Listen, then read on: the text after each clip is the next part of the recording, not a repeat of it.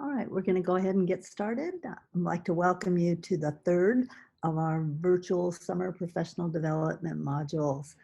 We've had last week, we focused on, we had an introductory session, and then we focused on district level planning.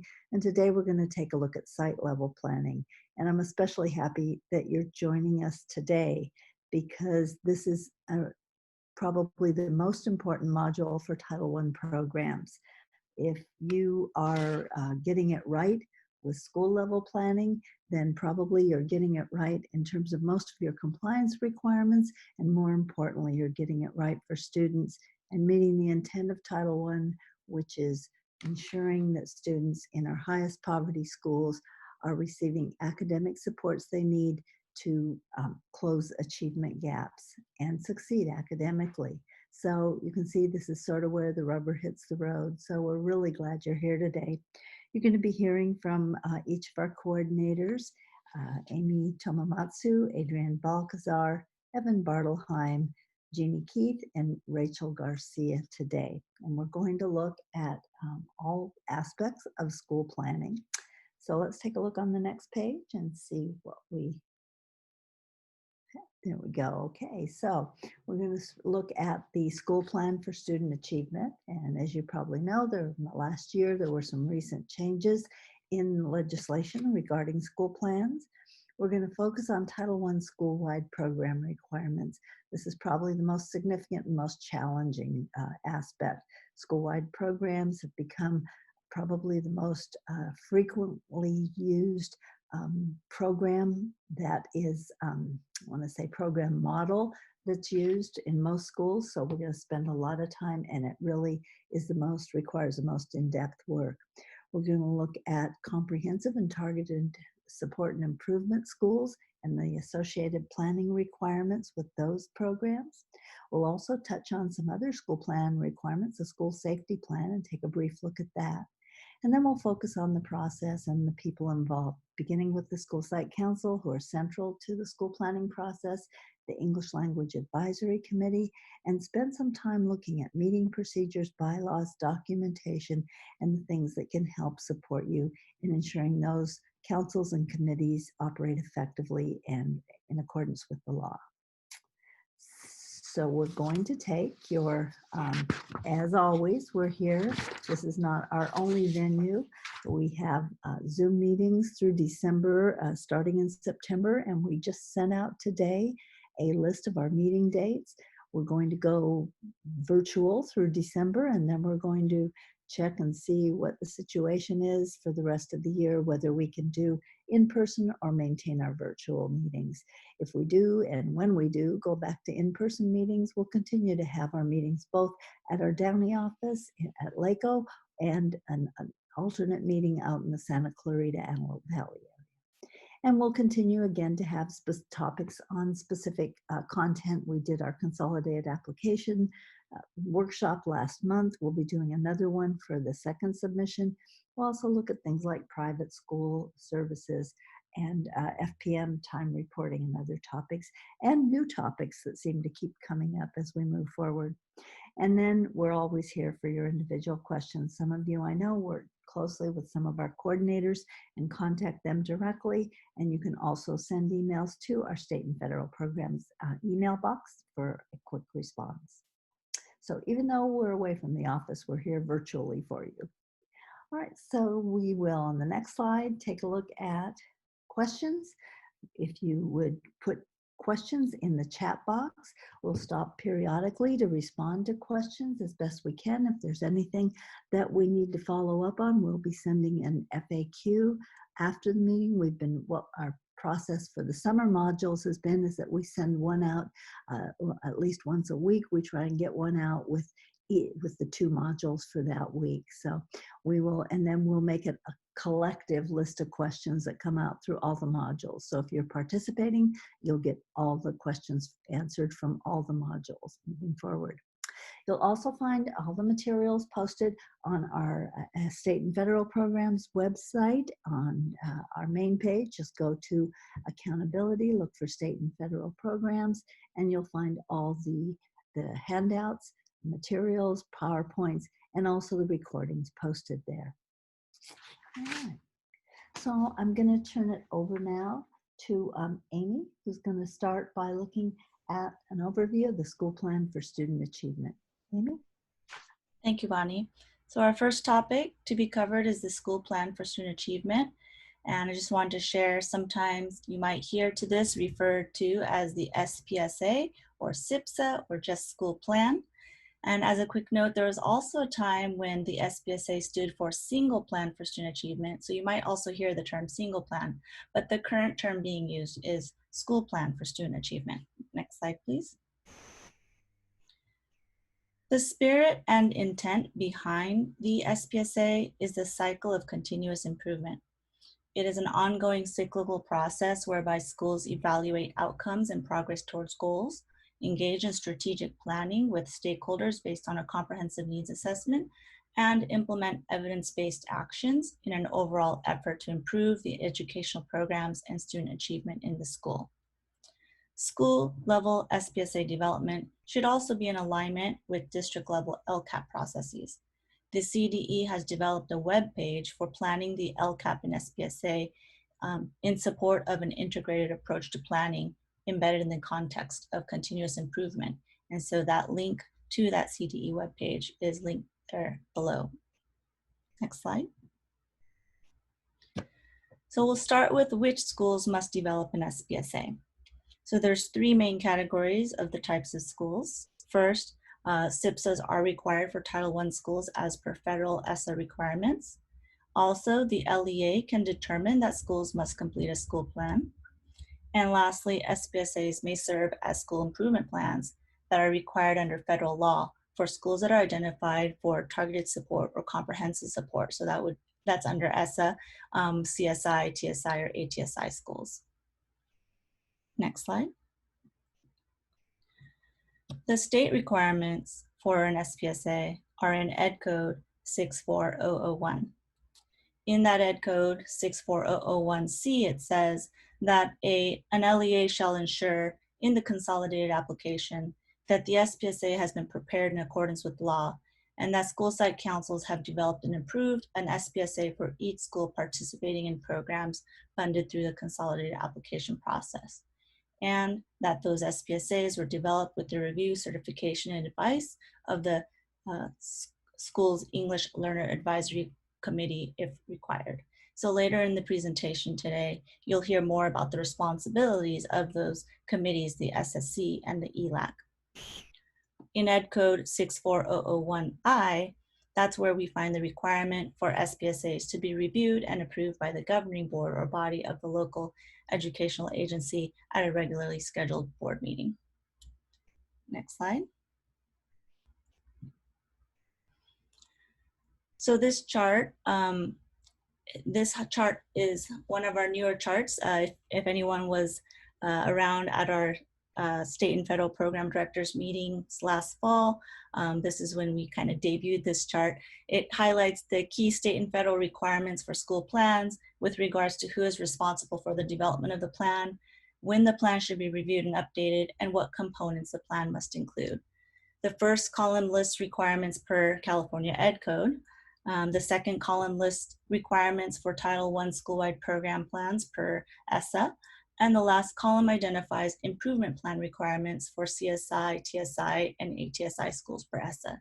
So it's kind of an all-in-one chart that really shares the who, when, and what of each of these requirements for school planning. It's important to note that Ed Code allows for the SPSA to serve as an improvement plan for CSI, TSI, and ATSI, as long as they also meet the federal requirements.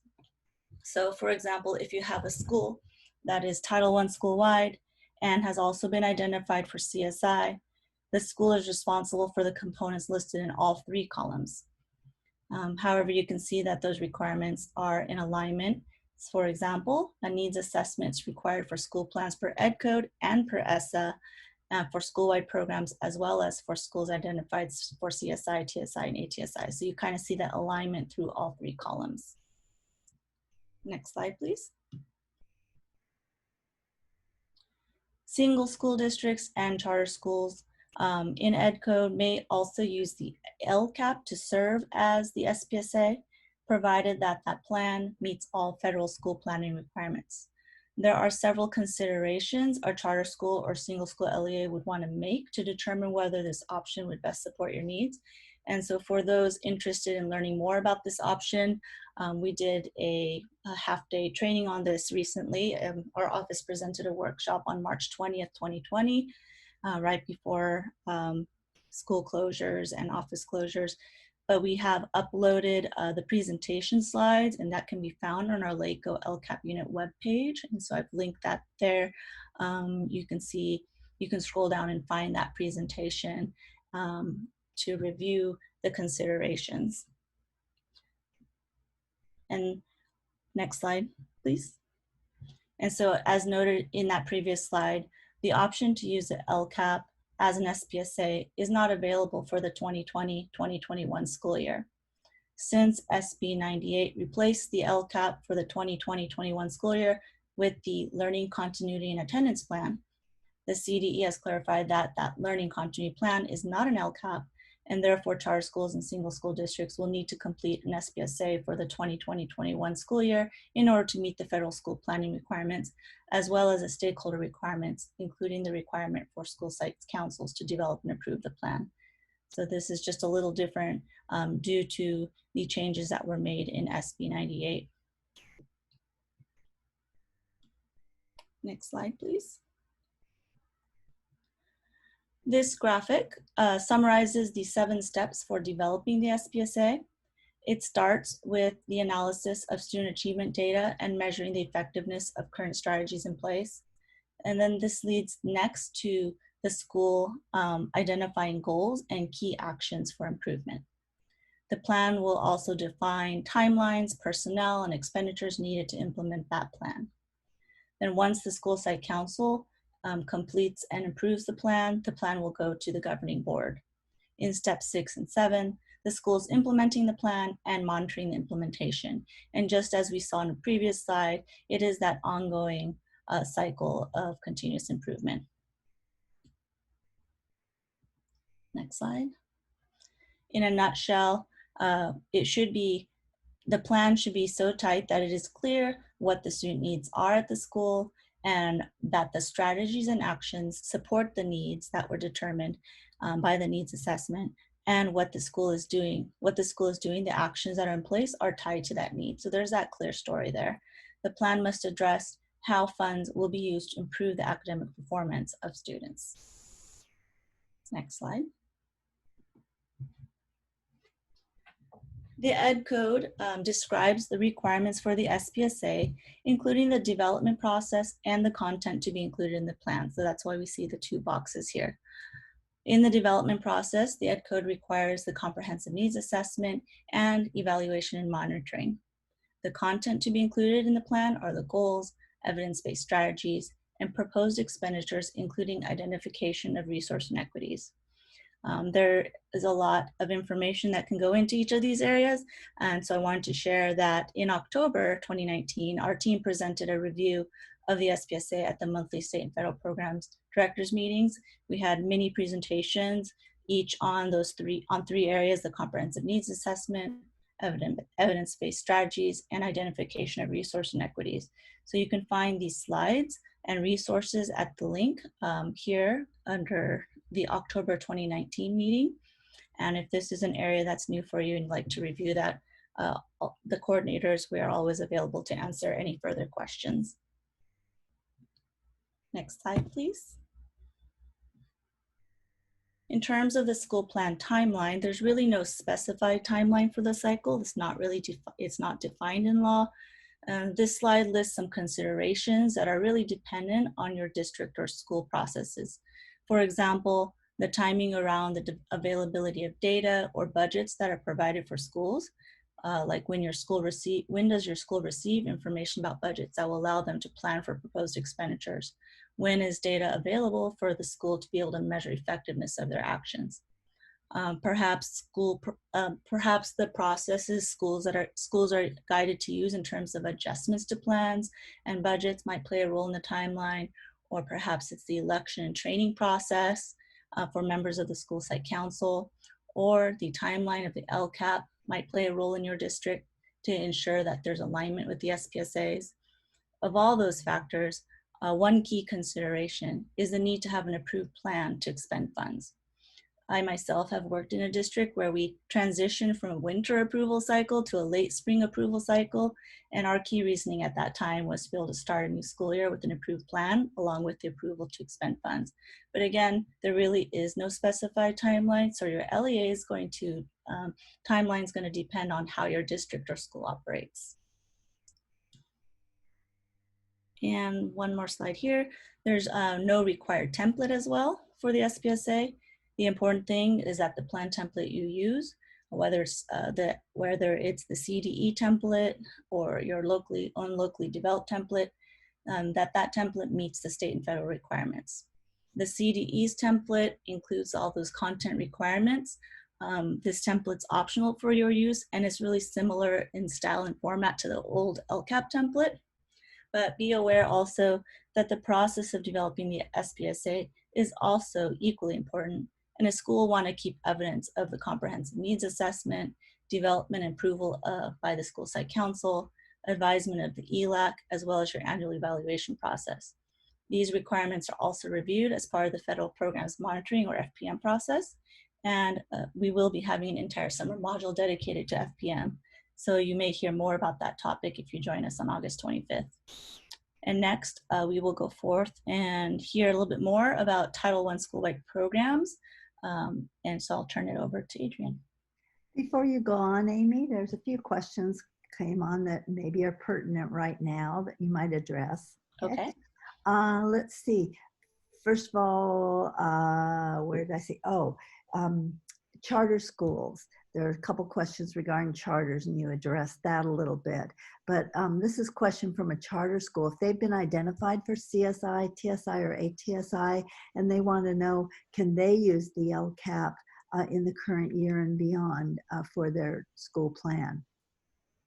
Well, we know that for 2020, 2021, there's without the LCAP, the charter schools will need to complete an SPSA.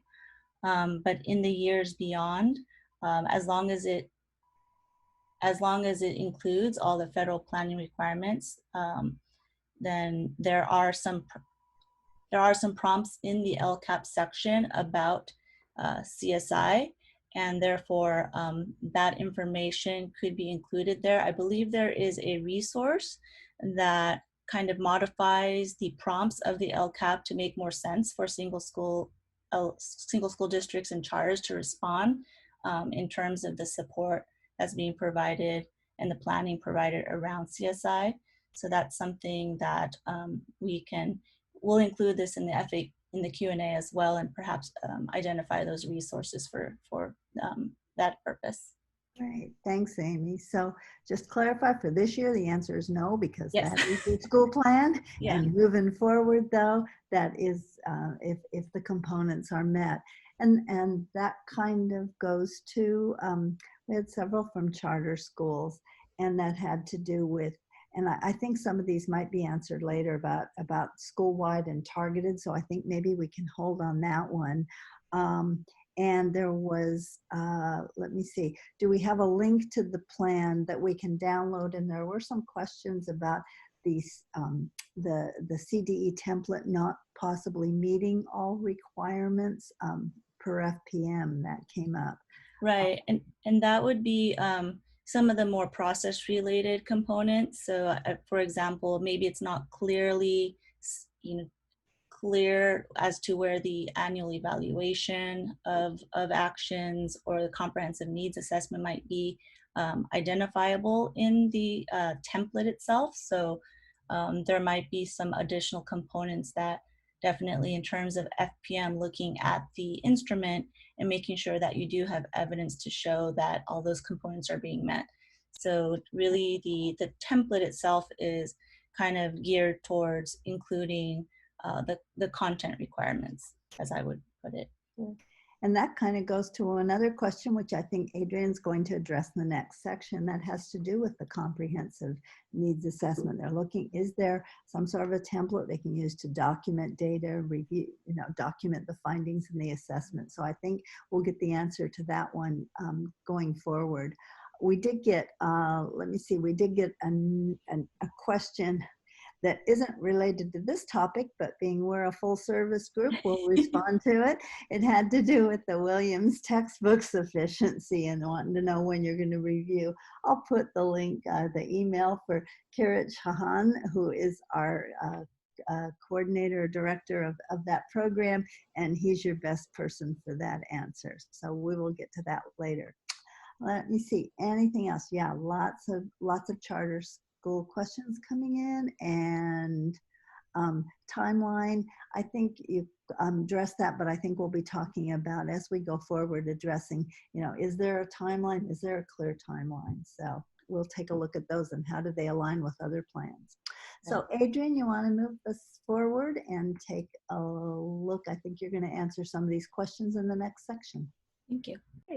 Great. Good afternoon, everyone. So today I'm going to be presenting on Title I school-wide programs. And as we know, there are two types of Title I school programs. There is the Targeted Assistance School model that Bonnie mentioned, and also school-wide program model. And so within this, just to refresh your memory, Targeted Assistance School model is basically the default program for Title I schools. And so in those schools, the TAS schools is what they call TAS. The TAS schools may use the funds to provide services to the eligible students who have been identified as having the greatest need for special assistance. And so within the TAS program, the requirements are that students be identified for services based on multiple objective and academically related criteria. These services must be supplemental to services that are also provided to all students through state and local funds. And all activities and strategies and interventions should be, and they say shall be evidence-based. So sometimes we get questions in the, from the field saying, our superintendent wants us to go, we're TAS, we want to go school-wide. And so again, we want to make sure that you, as the person in the front line, that you're grounded in the information and knowing the difference between TAS and school-wide and what a school-wide program looks like at a school site. So the purpose of the school-wide program is to improve academic achievement throughout a school so that all the students, particularly the low-achieving students, will demonstrate proficiency on the state academic standards. And that the result of this school-wide program will actually be from improving the entire educational program of the school. So it's a program that's implemented, but it's implemented school-wide versus targeted assistance, where it's a program that's supplemental to the program that's already happening. But so again, it's important to understand the difference between what school-wide actually means. It does not give you flexibility to do whatever you want school-wide. It just means you get to improve the entire educational program of the school through your implementation of your Title I program. And so there is some eligibility that is required. And so a school, the district can determine if the school is eligible by the attendance area and the participating school under ESSA or SPSA. And for the initial year of the school-wide program, the school must serve a school attendance area which is not less than 40% of the children that are from low-income families, or not less than 40% of the children enrolled in the school that come from low-income families. So there is some criteria before one can move forward into a school-wide program. The school-wide program requirements include a year-long planning process. If you are choosing to go from TAS to a school-wide program, there is a year-long planning process. There is a comprehensive needs assessment that must take place. You must develop a school-wide plan, and there must be an annual evaluation as part of your cycle of ongoing continuation of monitoring the effectiveness of those actions and services that you've included in your school-wide program.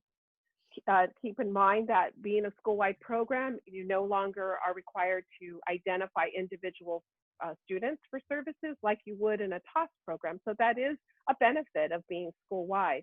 Also, with the, in terms of allowability of cost for service, this is basically going to be monitored and allowable through the school plan and the comprehensive needs assessment. So it's critical that all of these parts of the cycle are and components of school-wide program is implemented and followed, because that's where you're going to determine whether something is allowable or not, and is it part of your overall implementation of your whole program. So for you as the participant today, I wanted to ask, for you to reflect on what is the current status of your Title I program at your district or charter school. What does that look like? Do you know if it's TOS or is it school-wide? And also, does the school leadership and all of the staff and stakeholders at that school, do they really understand the difference between Title I targeted and school-wide programs? Another question to consider is, how will the school-wide program improve the academic achievement of your lowest performing students? Is it clear and evident to everyone that your school-wide program is really helping the most low performing students? And also, how does one determine if a school is ready to upgrade their entire educational system and go school-wide? And so what we have developed, our unit developed a readiness rubric, which we find is sometimes a critical piece that is kind of overlooked, especially when someone that doesn't quite have all of the information and the knowledge of the differences between the TOS and the school-wide. And so when sometimes people want to go and just change the program. And so this is really a unique and great tool that allows the district leadership to determine whether the school is even ready to go into a school-wide program.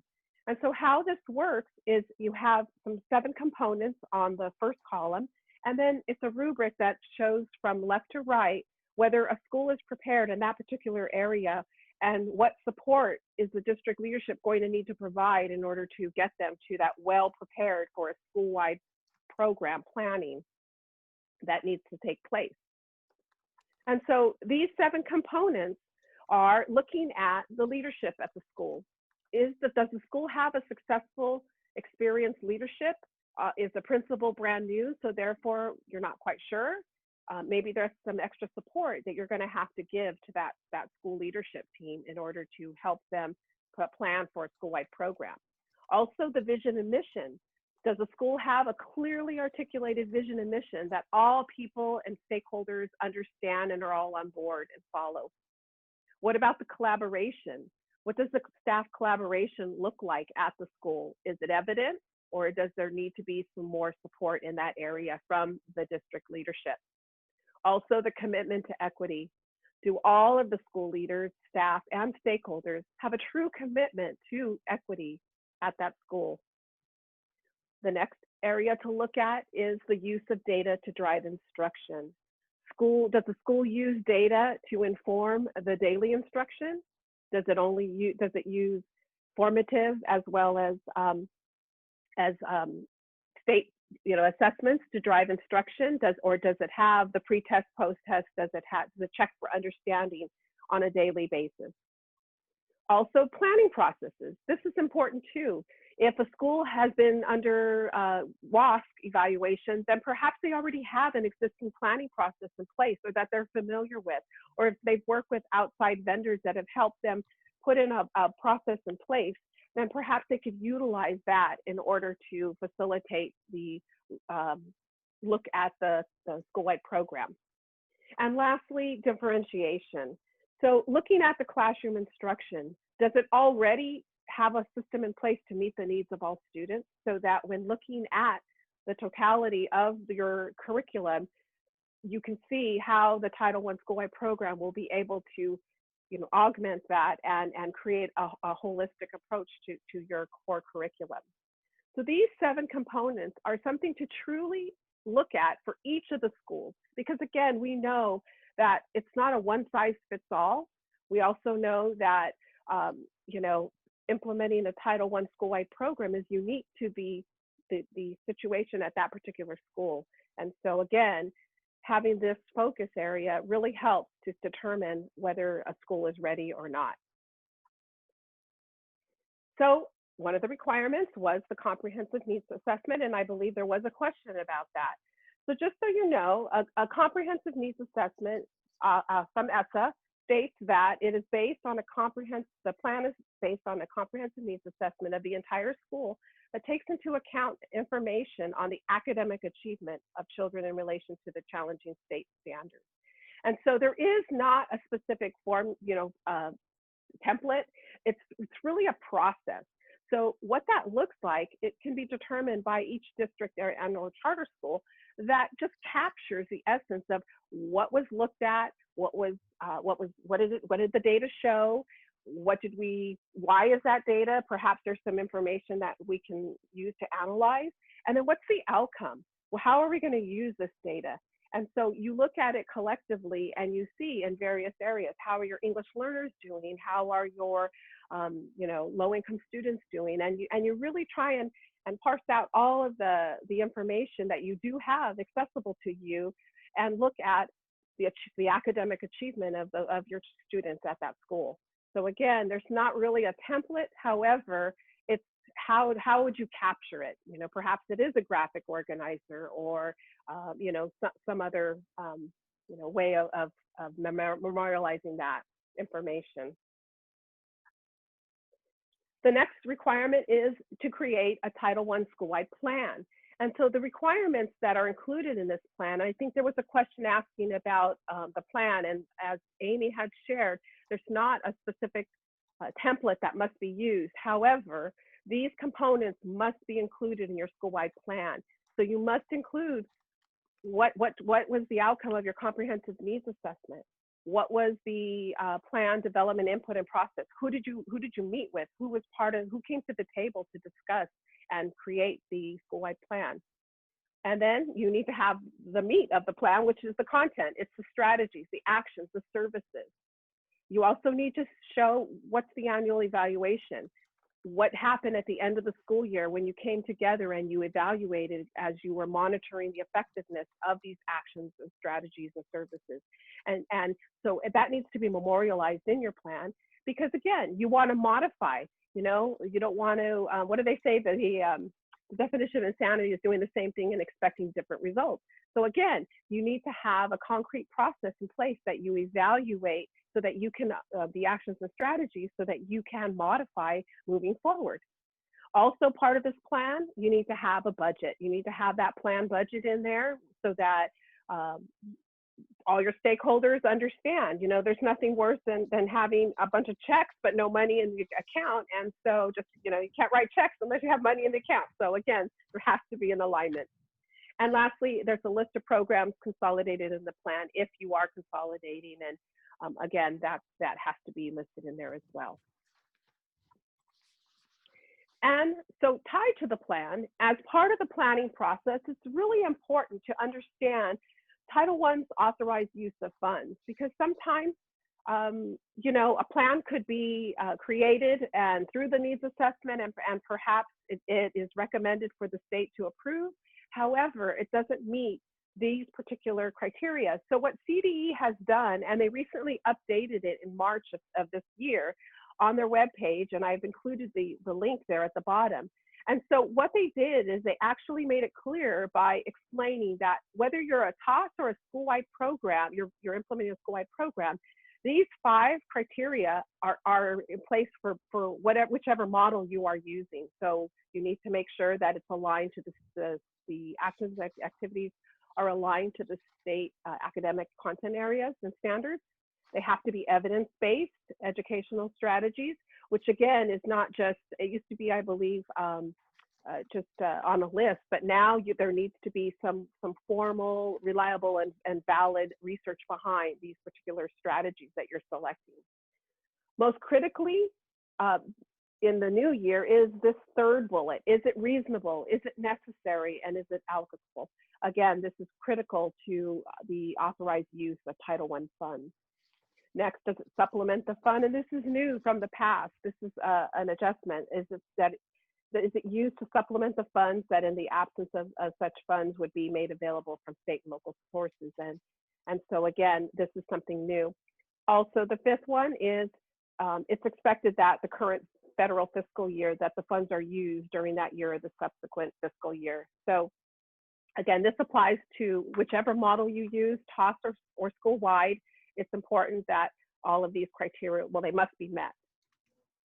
But then next, for school-wide programs, if you are running a school-wide program, you also have to make sure that the expenditure that you're requesting or that someone is requesting to spend is that it's the activity expenditure meets the need that was identified in the comprehensive needs assessment.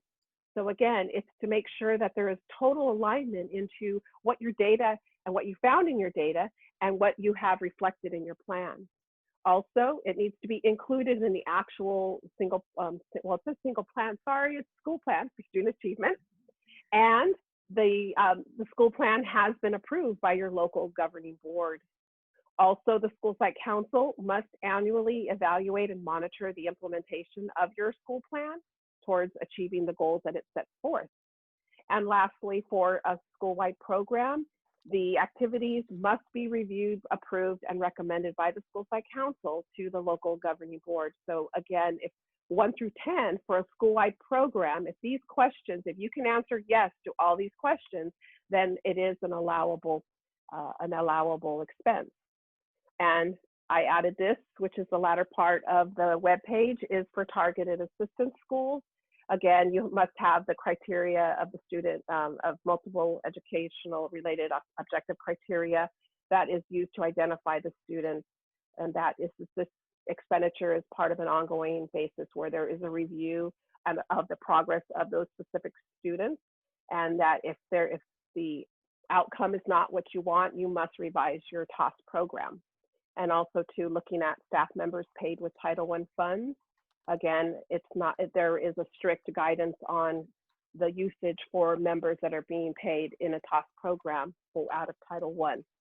And so at the bottom it says, if an expenditure activity does not meet all of the above rationale, then it is not likely to be an authorized use of Title I funds. So again, in creating your plan and working with your school sites and your school site councils and your ELAC, it's important that you yourself are grounded in, what's allowable and what's not. So it's important that we mention it today so that you also know where you can find this on CDE's website as well as here on the web, on the PowerPoint. And then the last component of your Title I school-wide program requirements is to have an annual evaluation. So part of that continuous improvement cycle, you do need to have a point in time where you come together and you annually evaluate the progress of the programs, the actions, the strategies that you are implementing in your school-wide program itself that is also reflected in that school plan. And so you want to make sure that you're holding true to meeting the needs of your low achieving students and those that are at risk of not meeting the state academic content standards. So again, we want to make sure that you understand that school-wide program is not just flexibility to use the money any way you want school-wide, and that there truly is an intentional process that must be followed. And so again, we welcome questions if you have any questions. I think I'm going to stop at this point before we move on because this is quite huge. So I'm going to stop and before I turn it over to Evan, and I guess Bonnie, do we have any questions? Yeah, we have some good questions. Okay. And some good. Again, the question comes from a charter school, but I believe the response is going to be applicable to any school. And it's again, they're asking, and I think you covered it, but you might clarify. Okay. Is the school plan for student achievement required only for school-wide or for targeted assistance programs? Okay, so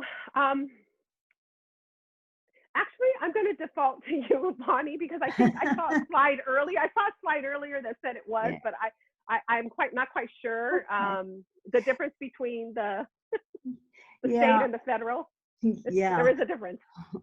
Yeah, CDE has backed off on the requirement in their documents recently because school-wide programs definitely require a school plan that is very specific and addresses all the requirements. In the new ed code, they've indicated that for targeted schools, this is a district decision. However, according to Adrian, what Adrian just said, all the requirements still need to be met.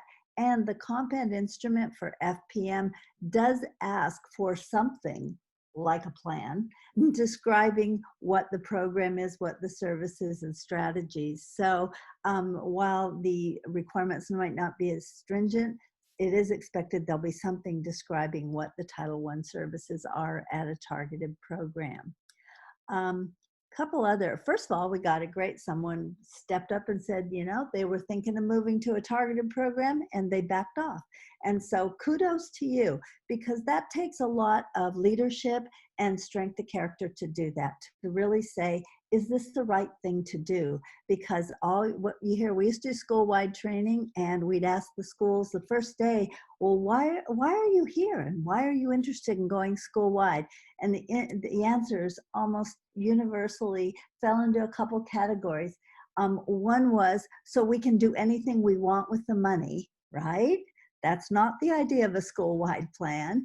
And the other would be because I was told I had to, all right? So there's a lot of pressure to go school-wide. And yet it's not really, as Adrian went through, it's that readiness. Is a school really ready to take on that process? It's a big deal because your school-wide plan is an audit document. It's not just a nice little fluffy plan that you put out there. An auditor takes it, and when they review a plan for compliance, be it a federal or state auditor, that's what they're looking at. And that kind of goes to another question that was a question about, where did I lost that one? It was about, oh, what would you recommend if we have no data for 1920 about moving from targeted to school-wide? I love you said we can recommend anything here, so I got free play on that. But in terms of recommending, a couple things. First of all, this tends to be, if a school is depending solely on outside data sources that are not internal to the school, then that makes me wonder, how do they, what internal evaluation? Because do they wait until a dashboard's published to know how they're doing? Or do they have processes where they review internal data? They look at informal assessments and they can nail where those students are and know how they're doing. If they don't have those processes in place, that's a question right there. Are they really ready to take a reflective and analytic look at their programs? And secondly, I would really question, in the situation we are where we're struggling right now just to survive, okay? Let's just admit it, we're all in survival mode. This is new world. And in this sort of a chaotic environment, doesn't feel like a good time to tell to a school, okay, just don't worry about that online and in person and all those things you're doing in health. Let's sit down and have a reflective, thoughtful look at school planning. Probably not the time to push a school to take that kind of look. So in terms of recommendations, it doesn't sound like that school is probably in this time and place, and they might be thinking about that in the future. And it might be a good time to think about it and set the groundwork, but to really move, it sounds like a heavy lift to put on a school right now. There was a question, and we need to get back to this in the, because we keep getting switching answers, so we'll see what the current one is. And that has to do with schools that drop below 40% poverty. And do you need, for a school below 40%, you need to have a waiver to allow them to be school-wide. And the question is, well, what about a school? I believe this is what the question was asking, can they stay in for 1 year, for 2 years? What if they drop below that level? In the past, our understanding was once they were identified school-wide, that they could stay that way. And then we got different guidance from CDE. But in checking the CDE website right now, they're saying that if they were 40% in the initial year. So back and forth on that one. So we'll follow up and put that in the FAQs, okay? I think the rest will probably hit on going. Oh, and the question about your criteria you mentioned embedded in the school plan template. I would say, and please jump in, team, and as you come along, Mhm. I would say no, they're not really clearly embedded there. You could do everything following the plan and still miss some of those criteria. Reasonable, necessary, allocable, that's not really in the plan template. So I would say it touches on those areas, but I'm not sure it's as explicit as might be helpful to you. Okay. I would agree, Bonnie. Any other? Okay. I would agree. Follow-up comments, Yes. Adrian? You're one of our resident experts on this. Yeah, and I think there was a question about the comprehensive needs assessment and what that looked like embedded in the plan. And I would say, okay, so it depends on how you capture it. So it's not like it might be like, because it's a process and how you memorialize that, it might be, you might be able to synthesize it perhaps in like a graphic organizer that you may or may not want to include in your school plan or school-wide plan. However, there might be a narrative that explains what your comprehensive needs assessment, like what it was, who was there at the table, how it was conducted, and then these were some, in narrative form, these are some results. But again, if that's kind of your call based on your stakeholders, but you do need to address it. It needs to be part of your school-wide plan in terms of that you held one. There needs to be evidence that you held it, and who, what, why, and where did that take place. I hope that answered your question. And I would say that even more strongly, and I believe someone asked about, they heard rumors that the template doesn't address all requirements, and that is one. And I believe it was fiscal monitoring that brought that up to our attention. And while they didn't say explicitly, it's where's your comprehensive needs assessment? And when a reviewer looks at a plan, they're saying, show me your needs assessment, show me your plan and how it links to the needs assessment, show me your evaluation, and show me how it supports that the actions and services in your plan are effective. And why are you doing them again if they're not effective?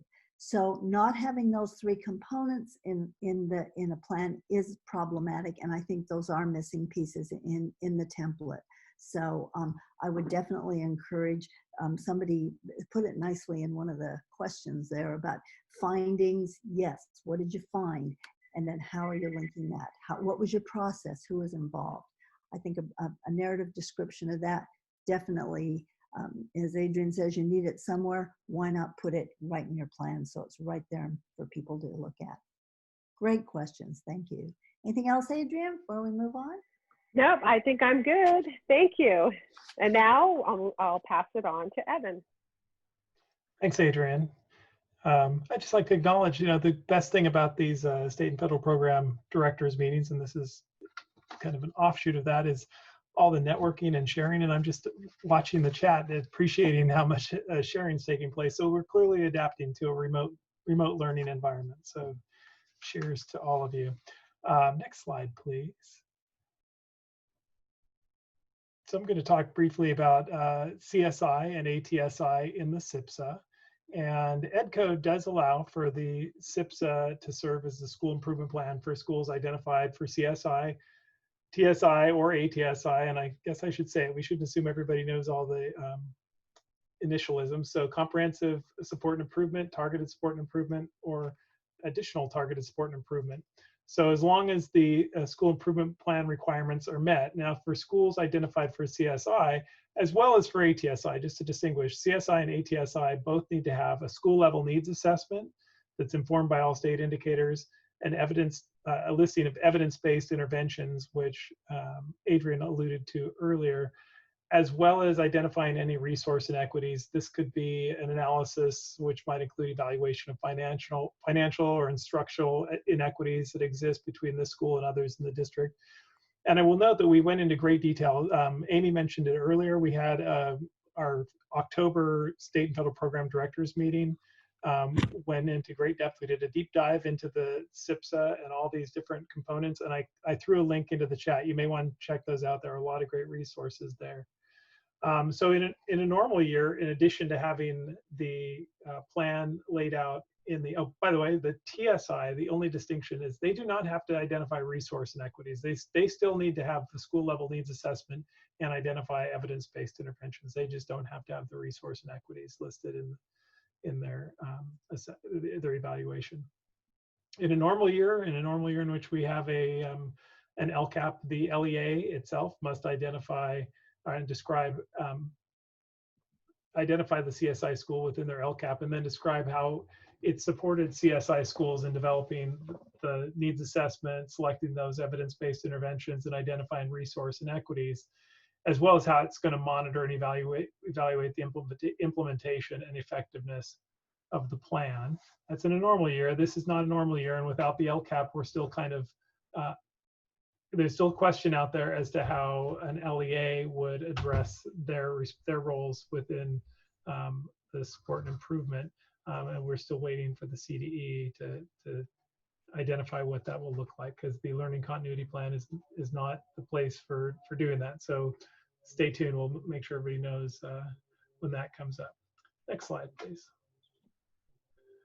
So we'll go into greater detail on Thursday about the criteria for eligibility for CSI, ATSI, and TSI. Just briefly, schools who are eligible for CSI either had a graduation rate below 68%, averaged over 2 years, or are among the lowest performing Title I schools on the dashboard with their school level performance. So all students at the school level performance. And usually it's a majority of red or orange indicators or a variation of those. It's pretty complex. Whereas additional targeted support and improvement or targeted support improvement are individual student groups that meet the criteria would have met the criteria for CSI. So we'll go into more detail, but just so you can note, on this slide, you'll see the differences for the purposes of planning between those schools that are identified for comprehensive support and improvement and those that are identified for TSI or ATSI. Notably, you'll see the responsibility for the plan development. So for CSI, the LEA has a responsibility for the support. For ATSI, it's a school responsibility. And you'll notice in ATSI, so the plan monitoring is by the LEA. And note that these planning requirements are required regardless of whether the LEA accepts the additional funding that comes with CSI. That's a question that comes up. What if I don't take the CSI funding? It doesn't matter if a school is deemed eligible for CSI, TSI, or ATSI. They are responsible for all these elements within their SPSA. Next slide, please. So this chart, and I did throw a link into this earlier. Amy had shared this earlier, and it's a great chart that Rachel had created to kind of highlight the key state and federal requirements for school plans with regards to who's responsible for the development of the plan, when the plan should be reviewed and updated, and what components the plan must include. The first column lists requirements per ed code. So the state requirements. The second column lists requirements for school-wide program plans per ESSA, and the last column identifies improvement plan requirements for CSI, TSI, and ATSI. It's important to note that ed code allows for the SIPs to serve as the improvement plan for CSI, TSI, and ATSI, again, so long as you meet the federal requirements. So if you have a school that is Title I school-wide and it's been identified for CSI, the school is responsible for the components listed in all three columns. However, you can see that the requirements are in alignment. For example, a needs assessment is required for school plans per ed code and per ESSA for school-wide programs, as well as for schools identified for CSI, TSI, and ATSI. And next slide. So those are all we've got today. Oh, look at the active links, forgot about those. Thanks. And so an additional plan that I just touch on briefly is the school safety plan. This is another requirement. Next slide, please. Ed code requires that the school site council review and update its school safety plan, which must be developed and written either by a school site council or its designated safety planning committee, and that committee must also meet the ed code composition requirements. This plan is developed in collaboration with teachers, classified staff, parents, and first responders to ensure that they're up to date and complete. The plans generally have policies and procedures addressing critical issues such as disaster preparedness, crisis response, mental and physical health, earthquake emergencies, school learning environment, excuse me, discipline, suspension and or expulsion, hate crime reporting, child abuse, release of pesticide, toxic substances, etc. Lately, there's been an emphasis on the importance of including mental health programs in some school safety programs. So the site council or the safety planning committee is encouraged now to work with county mental health program providers, if you can, to develop policies to refer children who may have mental health issues for appropriate services. So especially in this time of a lot of apprehension and anxiety, it might be a consideration for the development this year of the school safety plan. And now I'm going to hand it over to Jeannie. Thank you, Evan. Hello, everybody. Good afternoon. We're going to go into the school site council section. And this section will provide an overview of the roles and responsibilities for the school site council and define the composition requirements for school site councils. And as you've heard today, a school that's operating a program requiring a school plan for student achievement needs a school site council to develop and monitor that plan. Next slide, please.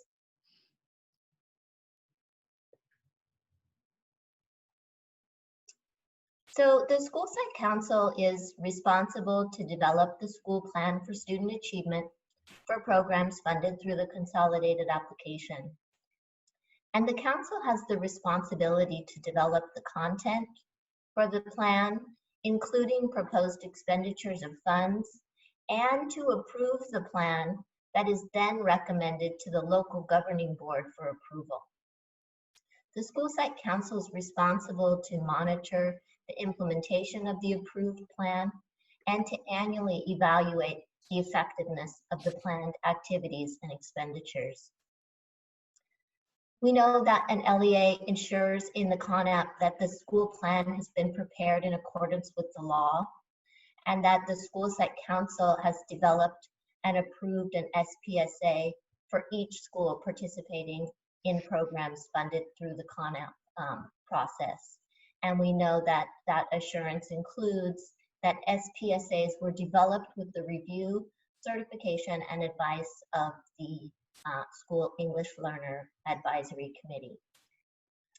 So the school site council is also, as Evan shared with us, responsible to develop or to delegate the development of the comprehensive safety plan, which is annually updated and which you just heard about the components from Evan. Next slide, please. EdCode establishes the required composition for school site council members. The school site council in an elementary school shall be composed of 2 groups representing parity or equal numbers of members across the school staff members and parent community members. There must be equal numbers of participants that are school staff and parents. So let's start by taking a look at the school group members first and the composition requirements for these members on the school staff side of the council. So school staff members at elementary schools include half of the council composition, which is made up of the principal of the school or his or her designee, classroom teachers employed at the school, and these classroom teachers shall constitute a majority of the school staff members, and school personnel employed at the school who are not teachers. So given that teachers have to make up the majority of the staff members on the council, the minimum number of teachers required for a school site council at the elementary level is 3. Now for the other half of the council, the composition is made up of parents and or community members. And these are parents who are not parents at the school site. The number of parent and or community members selected must equal the number of school members selected. In other words, the minimum number of school site council members at an elementary school is a total of 10. One principal or designee, 3 classroom teachers, and 1 other school personnel. And on the parent community side, 5 parent/community members. Next slide, please. Thank you. The school site council in the secondary schools shall also be comprised of 2 groups with parity representing school staff members and members representing the group of parents, community members, and students. So for secondary schools, it's just slightly different.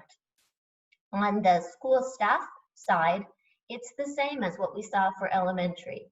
The principal of the school and his or her designee, the classroom teachers employed at the school site, making up a majority of the school members, and school personnel at the school who are not teachers. Where the composition is different is on the parent, community, and student side. So at the secondary level, the other half of the council composition includes parent and or community members and student group members.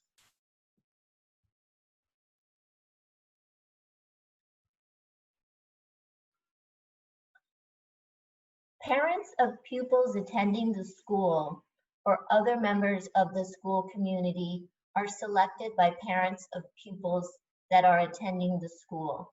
And at the secondary level, pupils attending the school are selected by pupils who are attending the school. So for secondary, the number of parent and or community members and pupil members selected shall equal the number of school members selected.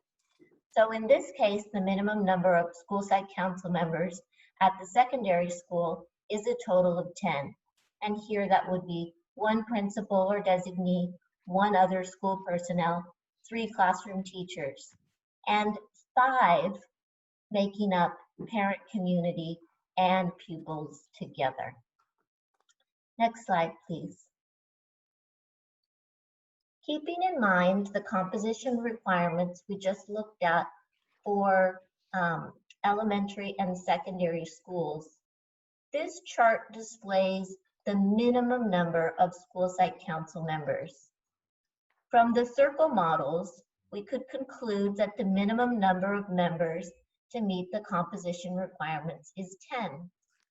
However, a school site council can be larger so long as it meets the composition requirements, including having equal numbers of staff members and parent/community members at elementary, an equal number of staff members, and the combination of parent, community, student members at the secondary level.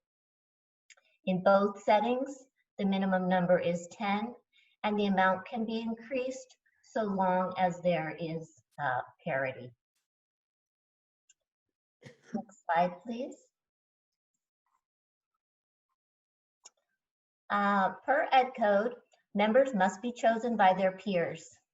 No seat on the school site council can be reserved for any group or individual. However, we did see that the required principal or designee is required, and that's not an elected position. The members can be selected by ballot or open meeting vote, and individuals may have the opportunity to self-nominate if they choose. So to be chosen by peers is simply saying that classroom teachers are selected by classroom teachers. Other non-school personnel are selected by other non-school personnel at the school who are not full-time teachers. And for the parent community members, these are selected by parents of pupils attending the school. And in the secondary schools, when we have parents and students on the parent community student side, the pupils attending the school select the pupils to serve on the school site council. Often we get questions about parents who are employees at the school. So here's the clarification. An employee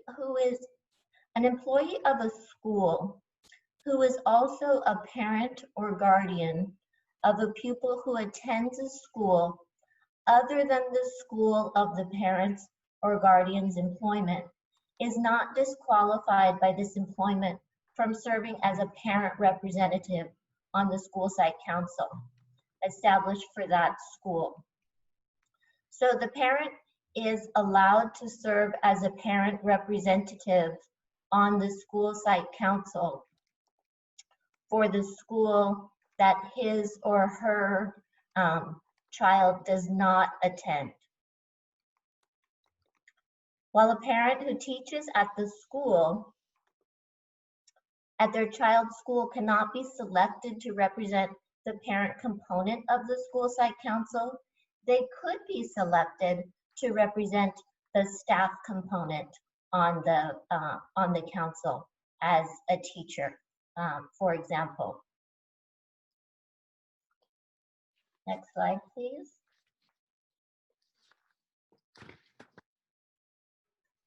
So the next section is about board policy and bylaws. And an LEA's board policy or school site council bylaws may specify processes the school will use to select the school site council members. And this can be really helpful in ensuring that each representative group is selected by their peers. It can also be very helpful when board policy or bylaws address when and how members will be selected and how the council might use officers to support the school and to support the school site council responsibilities addressed through the school site council meetings. Okay. Bylaws or board policy may also specify the term of office and members and officers and the process the LEA will use to provide notice of elections for each group.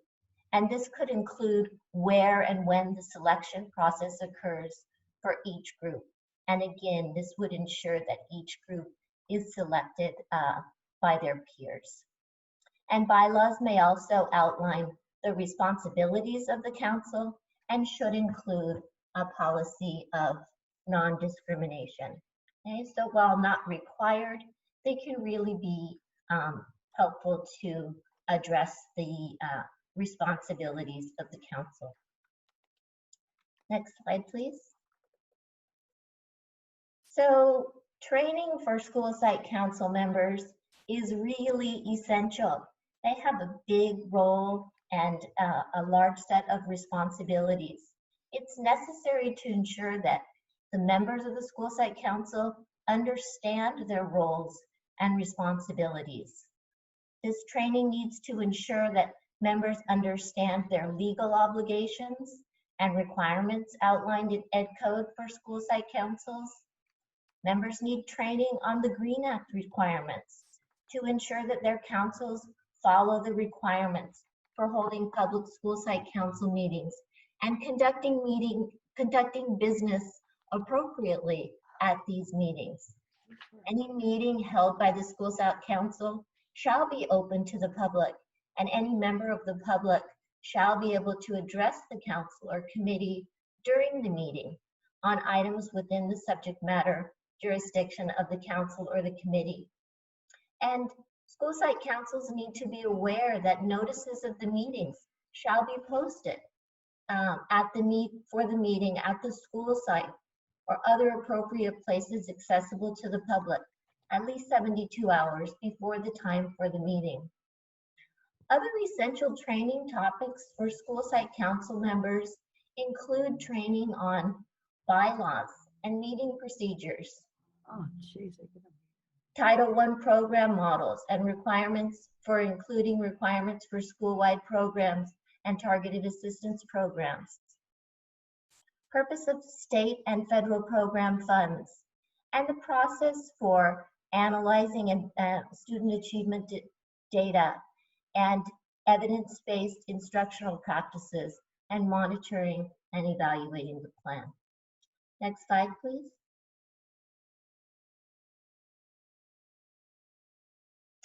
We're going to conclude this section on the school site council with a few exceptions that were included that address composition requirements for school site councils for small school settings. And these were addressed through Assembly Bill 716. And pursuant to this bill, LEAs no longer are required to seek a waiver for approval for some of their school site councils to waive some of the composition requirements. And the specific provisions for such permission are authorized in Ed Code 65001, which allows the following. Schools with a common site administration can operate a shared school site council if the school site council has a population of less than 300. Up to 3 schools with a combined population of less than 1,000 can operate a shared school site council if the schools have at least one of the following. They either have a shared campus or they have geographic proximity close to one another with similar pupil populations. And in the case of a shared school site council, each elementary school shall have representation and each secondary school shall have representation. So waivers are not required for these particular conditions. The next slide, please. Additionally, schools with fewer than 300 pupils can operate a school site council that has representation of at least one member of each of the required groups and maintains parity between school and parent community members.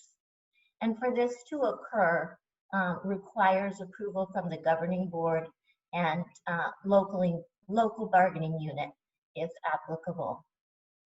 And then finally, the state may approve additional waivers, has the discretion to do that, requiring school site council composition.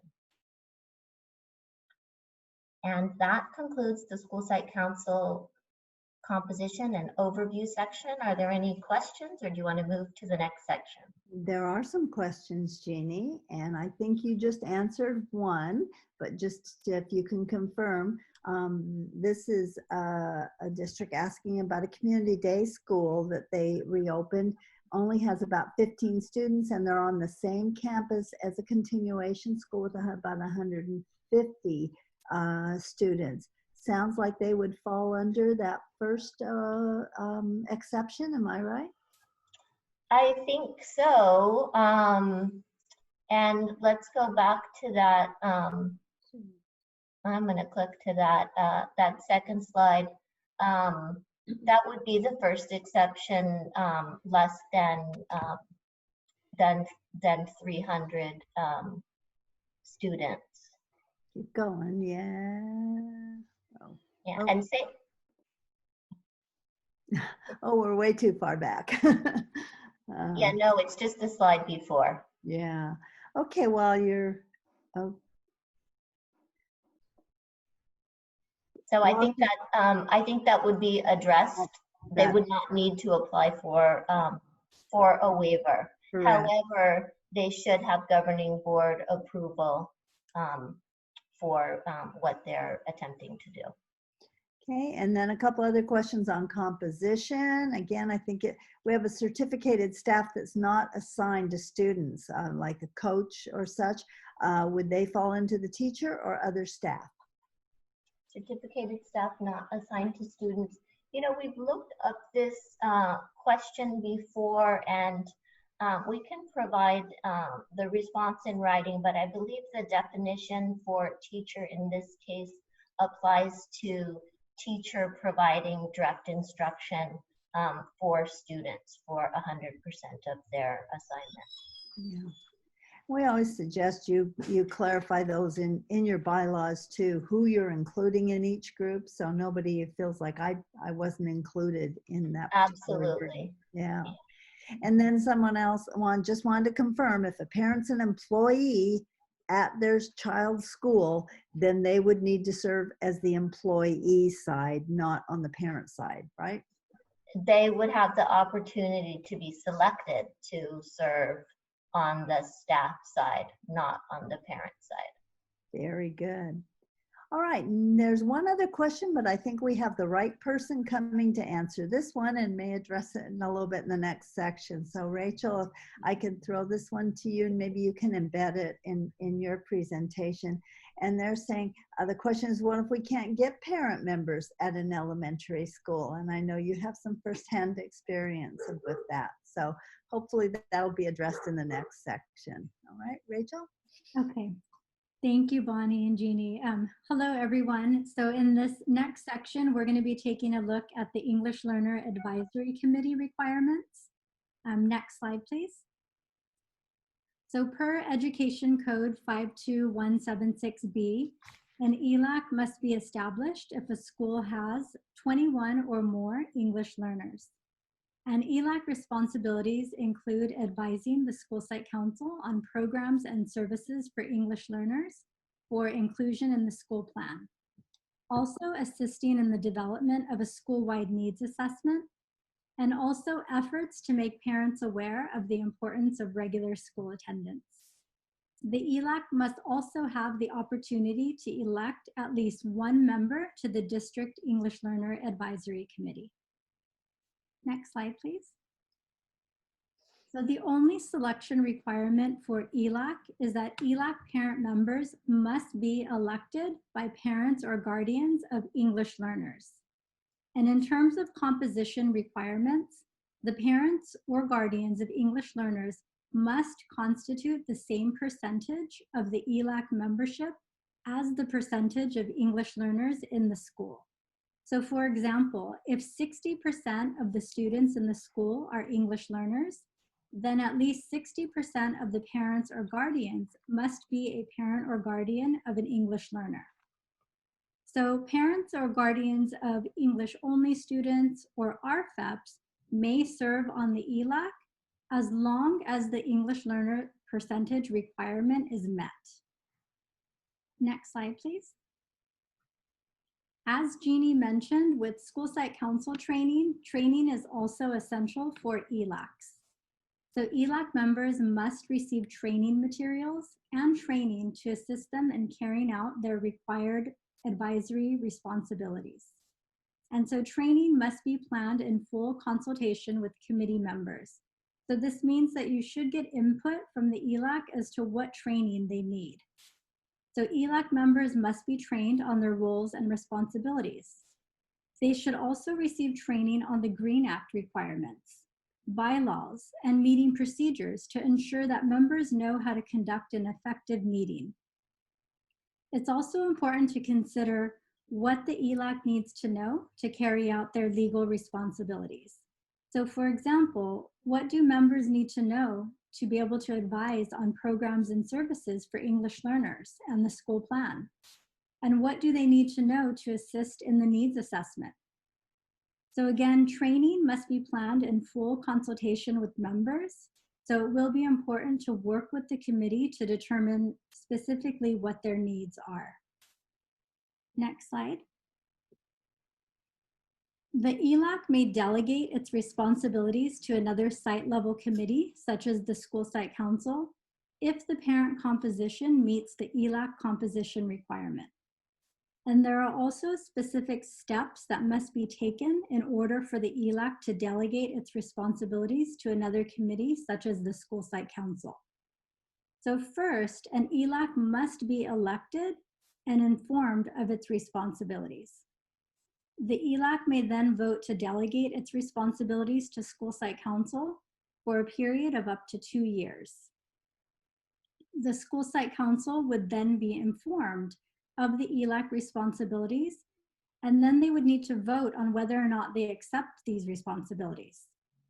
If the school site council accepts ELAC responsibilities, the school site council would be responsible for fulfilling the legal requirements of both school site council and ELAC responsibilities.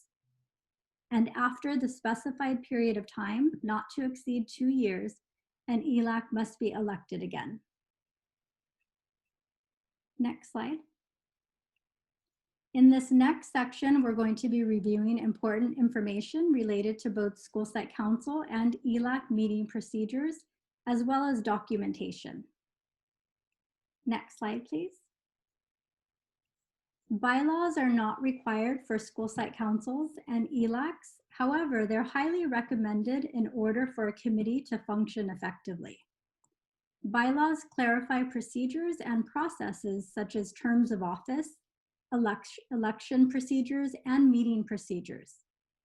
They also help to address issues that may occur, such as what to do when there is an unexpected vacancy, or if a member doesn't attend meetings regularly, or how to address a disagreement.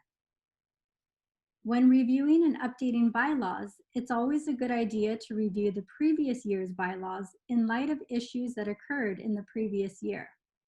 This will help the committee to decide if additional language needs to be added to the bylaws to address potential questions or conflicts that may arise.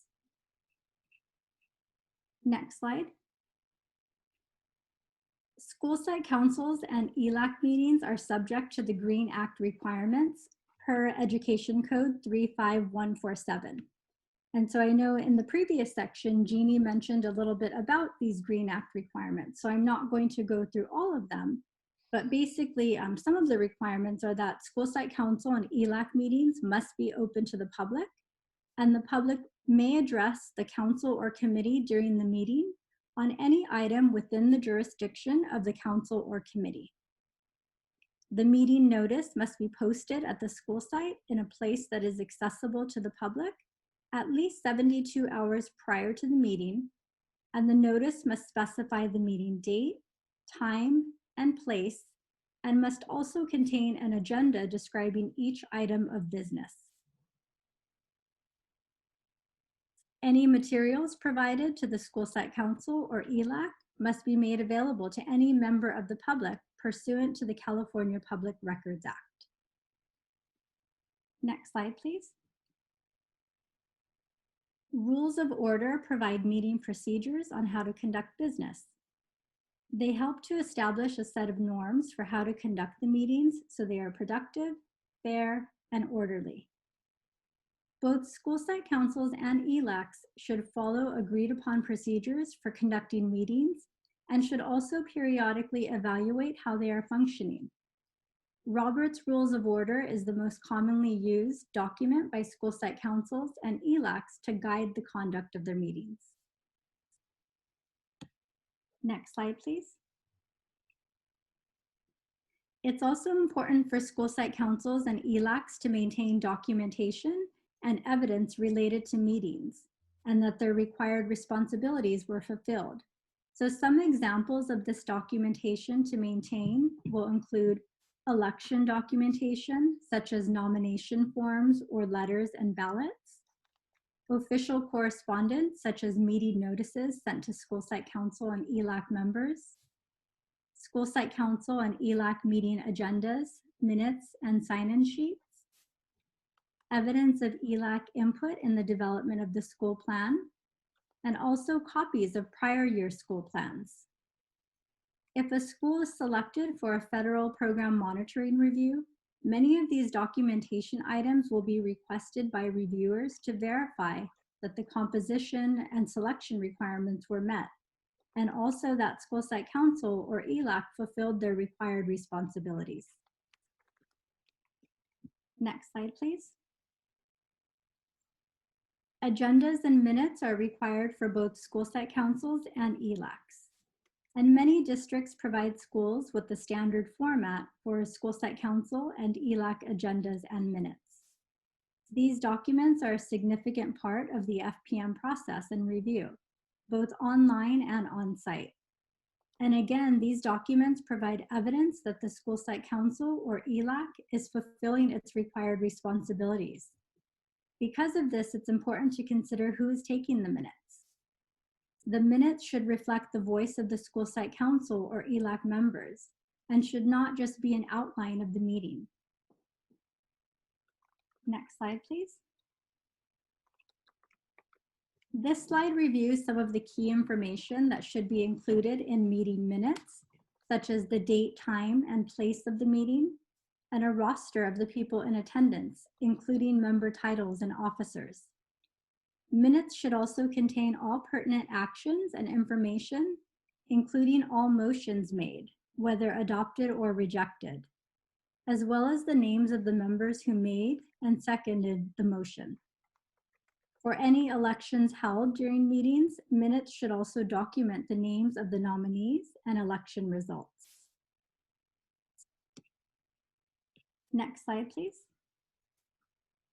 So on March 17th, Governor Gavin Newsom signed Executive Order N2920, stating that subject to notice and accessibility requirements set forth in the order, a local legislative body or state body is authorized to hold public meetings via teleconferencing and to make public meetings accessible telephonically or otherwise electronically to all members of the public seeking to observe and to address the local legislative body or state body. Although this guidance is related to board meetings and the Brown Act, CDE has indicated that these flexibilities also apply to committees that adhere to the Green Act, such as school site councils and ELACs. On April 23rd, Governor Newsom signed Executive Order N5620, which extended the language about public meetings to ELACs and DLACs. As a result of these executive orders, public meetings such as school site council and ELAC meetings may be conducted telephonically or via any virtual platform accessible on participants' mobile devices, tablets, or computers, provided the LEA follows the requirements specified in the executive order, which includes providing parents with advance notice of the meeting time, agenda, as well as the teleconferencing information. Next slide, please. So here are just a few things to consider when planning for virtual meetings. So first, it's important to email the agenda and virtual meeting link to all families and staff at least 72 hours prior to the meeting. You'll also want to ensure that the email is translated into required languages and provides clear instructions on how to call into the meeting and provide comments if video is not accessible. You'll also want to consider translation needs for the meeting. So one consideration is having an interpreter available and asking participants at the beginning of the meeting if they require interpretation. It will also be important to ensure that there is a quorum, especially if there are any action items on the agenda. Schools should consider making personal phone calls to school site council or ELAC members to ensure a quorum is met, and also so that members understand how to access the virtual meeting. Next slide, please. In terms of virtual meeting documentation, you'll want to be sure to maintain documentation of any virtual advisory committee meetings held. And examples of evidence include documentation that verifies meetings and attendees, such as the recorded audio-video file of the meeting, recording the participants' names from a verbal or visual roll call in the meeting minutes, or taking a screenshot or a printout of the participant list, or even a combination of these items.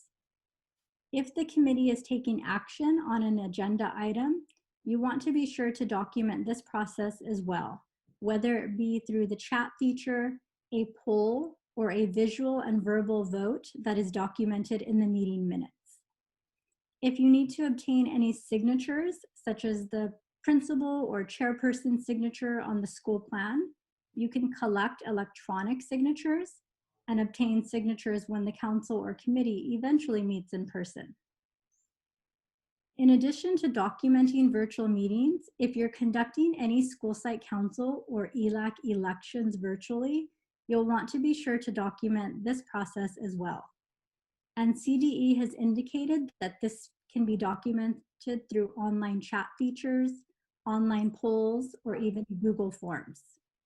However, it will also be important to consider ways to include parents who don't have internet access, such as sending ballots or nomination forms through regular mail, or providing a way for parents to call in their nominations and votes. Next slide, please. Okay, and so that brings me to the end of my sections. Do we have any questions?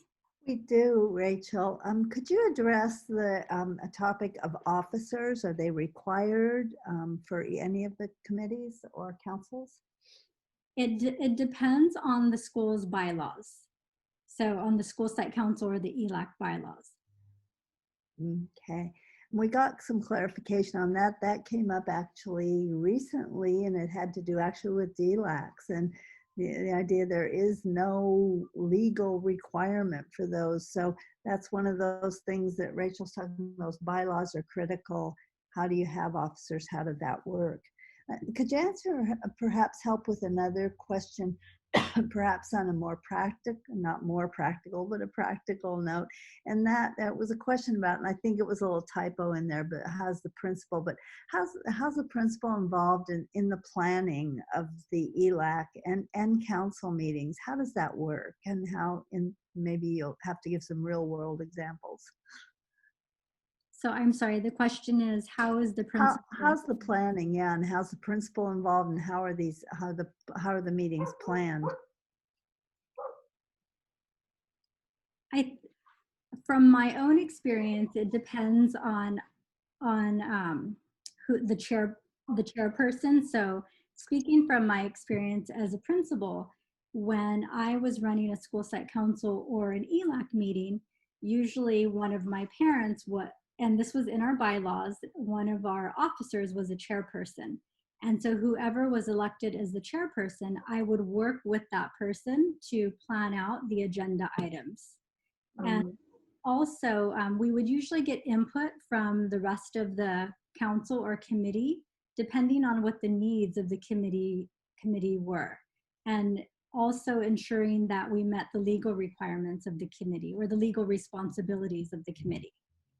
So for ELAC, for example, one of the requirements is that they help to make parents aware of the importance of regular school attendance. And so I would work with the chairperson to plan out what that was going to look like. Okay. So we're getting questions like, there's no legal requirement. That is correct. There's no legal requirement for any officers in the committees. There's nothing in law stating that. It's highly recommended, and it's recommended that the bylaws identify what those officers will be, what their duties are, so it's not up in question. So those are kinds of things to identify in your bylaws, but you have flexibility on that. And maybe if you think about the answer, that question, and please chime in about what if you have trouble getting parents involved. And my first thought, and please jump in on that, Rachel, is I would say if you're seeing that in your schools, you might want to take a look at what's happening in those meetings. Are they really meaningful meetings where something's happening, or do parents feel they're wasting their time? Do they feel their input, that they're a rubber stamp and they're not really having input? Parents want to be a part of their child's education. They may not be comfortable with it if that's not their culture or what they're used to, but if the comfort level is there, if they're truly, sometimes you have to do a lot of reaching out. It takes a charismatic principal sometimes. But I think the question is, what's happening, and are they feeling like valued members of the school community who are really making serious decisions, or does it turn out that they're just sort of doing busy work and that their input isn't really listened to? Rachel, you have any thoughts on how to get parents involved in working in committees? And sometimes I think I've heard you talk too about building capacity of parents who might be late bloomers or. I think in my experience, I would just like to add that just to be sure to get the information out to parents in multiple ways. So when I was at a school site, I would send a letter home to parents. And then I would also send out a message through our phone system, letting parents know that the nomination form and the letter went out. And if they're interested in serving on, school site council or ELAC, to take a look at that letter. And then we would also promote it through the classroom teachers. And so most of the classroom teachers were on the class dojo. So they would send out announcements to their parents as well. And sometimes the classroom teachers would provide incentives for the students so that they can get their parents involved. And so I just think reaching out to the parents in multiple ways, not just sending one letter. Sometimes those letters that get sent home get misplaced or the parents don't find them in the backpack. So I think if you reach out through many communication modes, that helps. Thanks, Rachel. Yeah, and a lot of times, sometimes your parents who might be great council members don't see themselves in leadership roles. They haven't been in that role before, not comfortable. So how do you build that capacity for them and encourage them and let them know? It means a lot when someone, you ever had that happen in your life, someone taps you in the shoulder and, hey, you'd be really good. Means a lot. Good question. Question came in about dissatisfied parents who are really troublesome on the committee, disrespectful. And again, there's a great reason for parents not wanting to serve if that's the atmosphere, and how to deal with that. My first thought, Rachel, is to look at is to consider how your bylaws address code of conduct and how we behave in meetings. You have any thoughts on how to make that a culture of comfort and avoid that kind of disrespectful and disruptive behavior? I agree definitely with the bylaws and Robert's Rules of Order. We followed Robert's Rules of Order at the school site that I was at. And so just from that first meeting, setting the tone of the meetings as to how meetings are going to be conducted and going over the procedures. And so at the school site that I was at, in our bylaws, we had a parliamentarian. And so that person helped to keep the meeting on track and to ensure that we were following the bylaws and Robert's Rules of Order. So that helped as well. Just having those processes in place to guide the meetings. And always sticking to the agenda and what the required responsibilities of the committee were. Okay.